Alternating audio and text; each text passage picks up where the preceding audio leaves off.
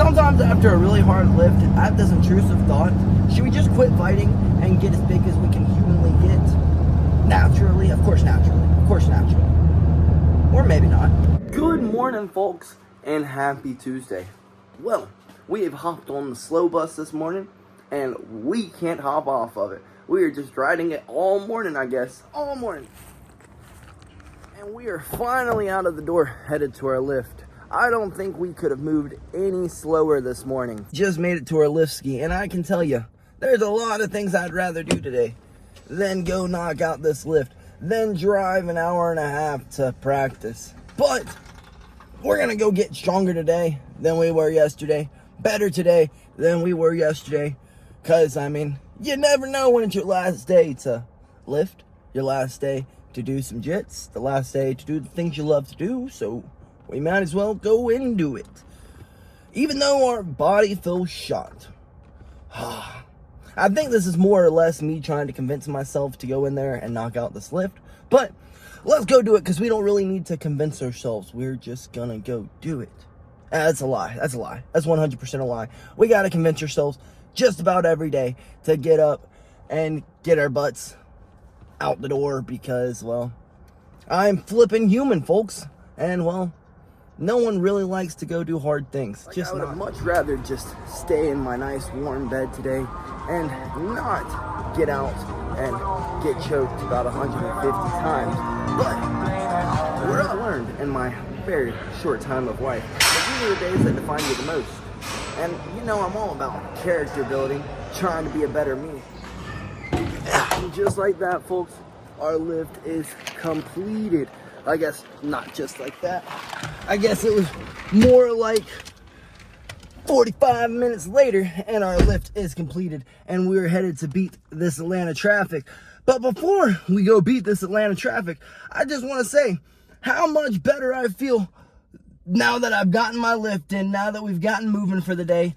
It's almost like if I don't get moving for the day, I'm going to feel like what I just felt like when I was walking into the gym all flipping day. I'm going to be like, I don't want to be here.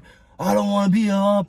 I don't want to do anything. I'd rather just lay in bed. I don't like to do hard shit. You know what? I freaking love to do hard shit. It's what I do for a living. Doing hard shit is what I do.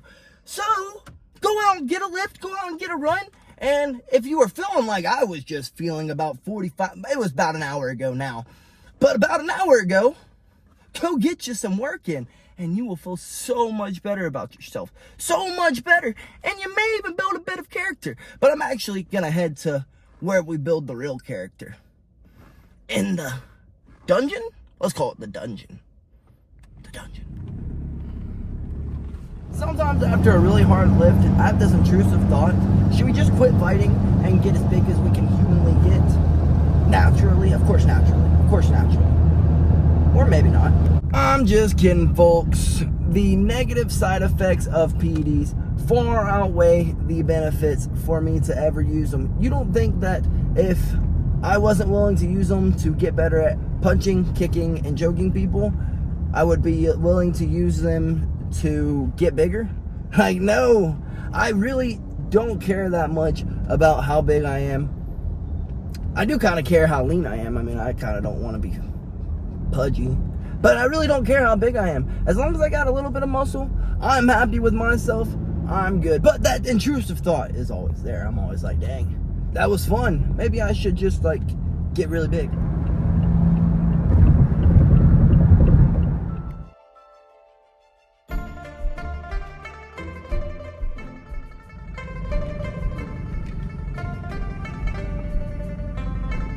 What is this?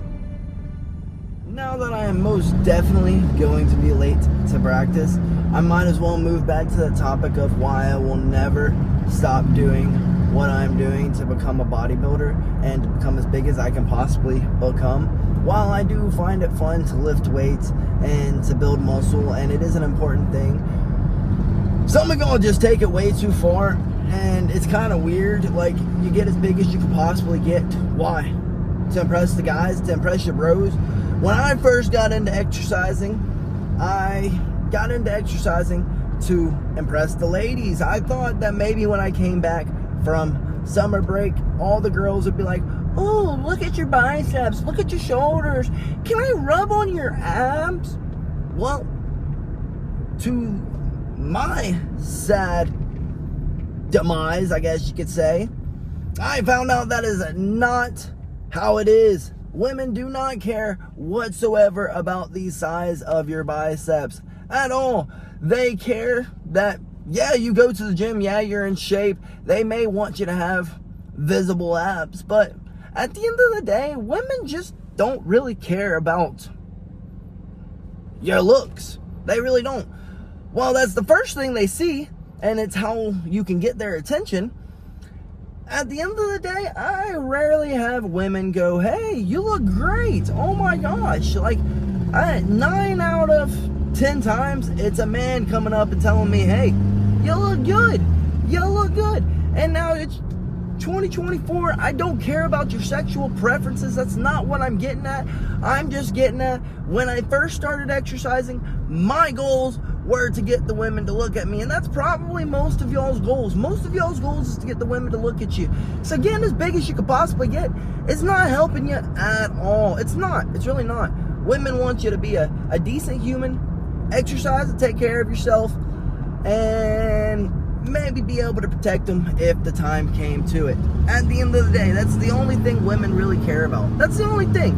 The only thing. And finally, the health consequences. Like, I know I already mentioned that, but just to be 260 pounds of lean muscle is not really healthy for the heart. It's really not at all. So, like, the women don't find it the women don't find it attractive, and it's not healthy for you. So why take the performance enhancers and try to get as big as you can? Like, it makes no sense, folks. It makes no sense. Be natural, work as hard as you can. When the time comes and your testosterone levels do indeed start dropping, maybe get on some TRT. But it's when the time comes, not when you're freaking 20, 23, not even 30 years old should you be on any kind of performance enhancers. But we are pulling into the gym, so let's run in here and get better today than we were yesterday. We're running late. They essentially played all of their recovery stuff with it. Practice complete. And let me tell you, folks, light bulbs are going off in our head. I can definitely say we are improving. Let's head on home and hope like hell the traffic home is not like the traffic it was on the way here. I figured while we're cruising on home, we could swing back onto that topic of being a bodybuilder. Well, no, those are not my goals. I don't care to be as big as I possibly can be. I don't really even care to be as lean as I possibly could be. My only goal is to make sure I'm staying around weight cutting weight, making sure I'm not getting too big. If I do start getting too big, at least make sure that it's not fat that I am gaining, being the healthiest version of myself I can possibly be. And I just don't think that bodybuilding is part of those plans. I just don't think it. I don't think that trying to be the healthiest version of myself is being a bodybuilder. I can still live a healthy life. I can still be a trainer. I can still teach people how to be in shape without being 260 pounds of lean. I think I can be my 160, 170 pounds of lean muscle and get by just fine. I feel like back in Arnold's days, everyone was lifting and working out to get the girls. And now I feel like we've gotten away from it. I feel like people are working out and lifting to, well, be the biggest freak they could possibly be. And while if those are your goals, well, awesome. I'm gonna support you all the way through it. Do it. Do it. I don't think it's a healthy life to live, but I mean, is fighting really a healthy life to live either? I guess everyone's goals are different. And we are finally home, folks. And I just got a text from my client asking if we could reschedule. And you know what, today? I'm kind of fine with that. I'm actually super fine with that. I'm going to stick to the plan that I already had, and I'm going to go inside and I'm going to recover. While I know that I need to go lay down, the internal thoughts are telling me that there's more I could do. And I know that there's not. Like, with the next 30 minutes, what are we going to do? We're going to stream? Like, we wouldn't even get into the game. We would barely make it into the game. What are we gonna go run? Like, we've already done our lift. We've already done our cardio yesterday. We did jiu-jitsu for 3 hours. But are we doing enough? Are we doing enough if we aren't using every little moment of the day? Am I doing enough if every second of my day is not taken up by some form of physical activity or some form of work? Am I doing enough? Am I? Do I deserve this nap? Did I do enough to deserve it? Did I?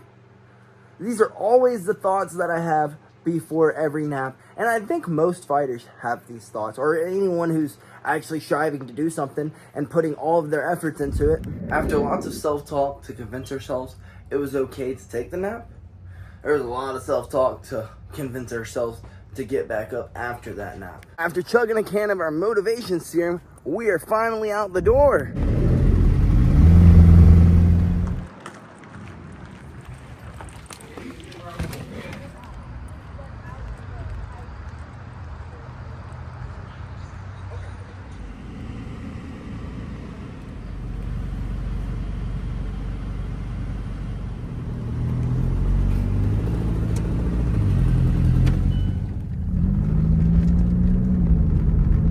Motivation serum was much needed today. Much needed. To all my teachers out there, kids coaches, anyone who has to work with kids, thank you. As I think I'm being punished for all the years that I treated teachers like straight boo-boo. I guess my apologies to all those teachers whose jobs were 1,000 times harder just because they had me in their classroom. But let's get on in here, clean up, and grub down. The life of a fighter, at least 30% of my day, if not more, is taken up from showering. Dinner was great, but let's get back to the chronicles of I can't believe I've never played this game. Thank you. No shit! Why did I stop? I stopped. I hit the brakes and I stopped. I should not have stopped. Let's try it again. One more time. This centrifuge is really a pain in the ass. And it's not that difficult. I'm just like I'm kind of trying to rush, and I don't know why. I guess it's because it's so simplistic that it's kind of ticking me off. Quick breath. Come on. I waited too long. Oh yeah. Perfect timing. Run.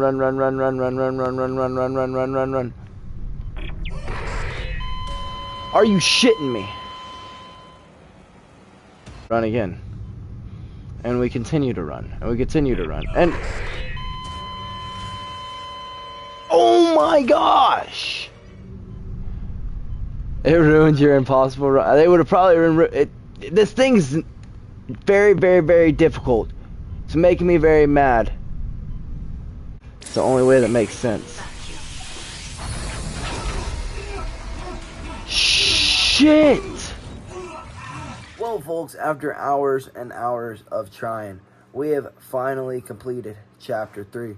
And if you want to go watch me continuously fail in like 3 spots, we'll go rewatch the live. Because, like I said, I'm going to leave them up as like a how to beat this game. Because it's kind of hard.